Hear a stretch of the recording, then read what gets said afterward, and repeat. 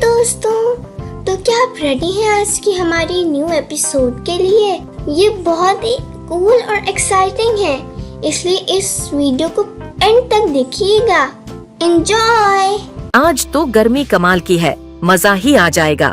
हाँ, जैसे ही वो लड़की हमें खरीदेगी हम उसका दिन बना देंगे।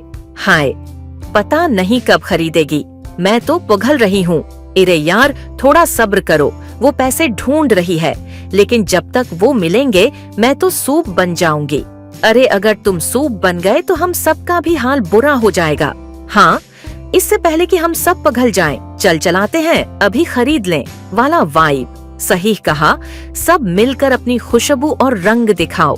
तीनों आइस क्रीम्स खुशबू और रंग बिखेरते हैं। लड़की हंसती हुई पैसे निकालती है, बच गई। शुक्र है, देखा, टीम वर्क। बाय दोस्तों। और हाँ, अगर आपको हमारी आज की ये न्यू एपिसोड पसंद आई है तो प्लीज़ हमारे चैनल को लाइक, शेयर एंड सब्सक्राइब करें। इस तरह हमें बहुत ज़्यादा सपोर्ट मिलेगी। और मिलते हैं अगली न्यू एपिसोड में। बाय।